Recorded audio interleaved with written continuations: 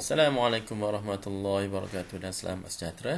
Hari ini saya akan cuba mencerita tentang bagaimana membina ERPH selaras dengan penjajaran kurikulum yang terkini. Okey, baiklah cikgu, sebelum kita mulakan, saya berharap cikgu-cikgu dapat mengklik butang subscribe dan butang loceng sebagai tanda sokongan cikgu-cikgu terhadap ERPH versi 5.0 ini.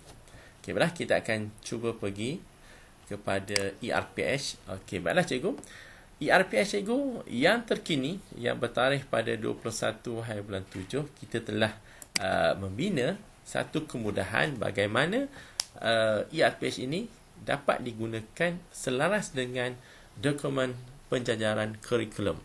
Okey, langkah pertama cikgu perlu mengambil versi baru di mana yang ada dokumen penjajaran kurikulum. Di mana langkah pertama, cikgu akan dapat paparan sama juga seperti sebelum ni. Cikgu akan pilih subjek. Contohnya saya mengajar subjek TMK dan pilih darjah 5. Okey, untuk subjek-subjek lain, cikgu perlu isi seperti biasa, seperti yang telah kita gunakan sebelum ini. Okey, untuk yang seterusnya, cikgu akan klik pada hari Ahad di mana dia akan janakan subjek TMK tahun 5 dan cikgu akan lihat di sini tapak sebelum ini kita ada sedikit perubahan, iaitu standard pembelajaran di sini telah pun menjadi warna kuning dan ada satu link kepada dokumen penjajaran kurikulum. Okay, kita akan lihat bagaimana kaedah penjajaran kurikulum diguna pakai di dalam ERPH, bagaimana kaedah penulisannya. Okey, langkah pertama cikgu akan buka seperti biasa tema. Cikgu akan pilih tema. Okey, sistem rangkaian internet, katakanlah saya pakai yang ini, saya pilih tajuk ini. Tajuk, saya akan pilih tajuk internet.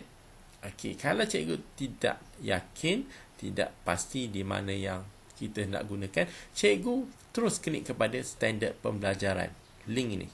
Okey, cikgu akan klik dan dia akan memaparkan satu Google Sheet kalau cikgu telah sign in, item-item dokumen penjajaran kurikulum, di mana kita telah mudahkan versi 5 ini terus kepada dokumen penjajaran kurikulum tanpa kita download.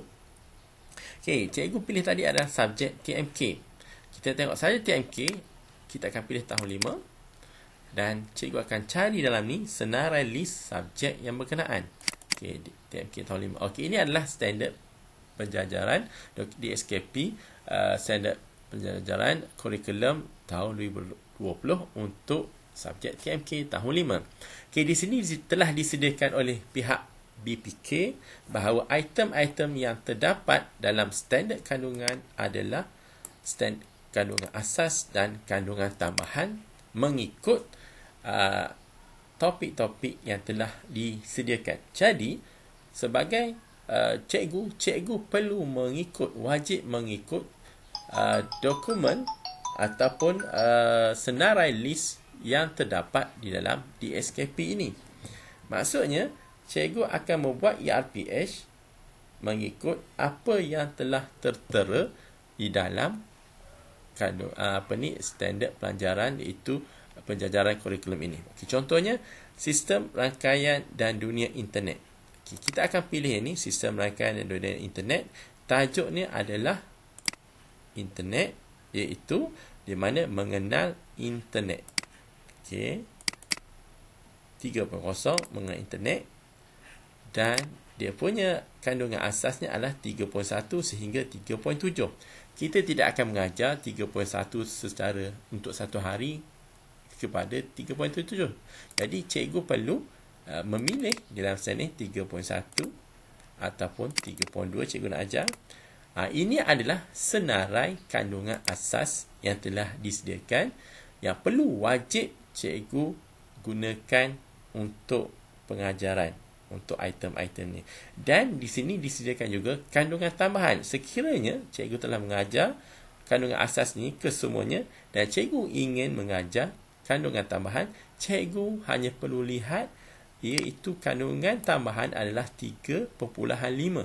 Jadi cikgu akan klik di sini, di dalam standard pembelajaran ada 3.5, iaitu mengelas jenis laman web dan seterusnya, sama di dalam dibekalkan oleh pihak BPK. Jadi untuk itu semuanya standard kandungan telah pun disedia ada di dalam tapak ERPH. Cuma cikgu perlu memilih mengikut kehendak apa yang telah disebarkan oleh pihak BPK, dokumen penjajaran kurikulum, untuk diguna pakai di dalam ERPH. Cara penulisannya sama juga seperti sebelum ini, tetapi kita perlu sentiasa melihat dokumen standard penjajaran yang telah dibekalkan supaya ia diguna juga di dalam ERPH.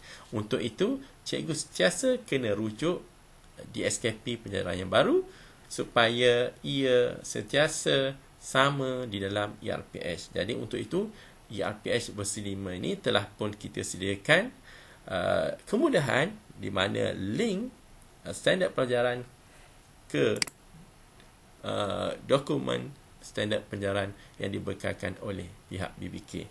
Jadi untuk itu, cikgu hanya perlu buka ERPH dan buka link yang telah kita sediakan.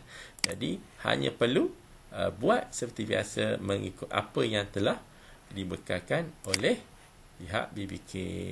Okey, saya rasa setakat itu saja untuk topik standard pembelajaran.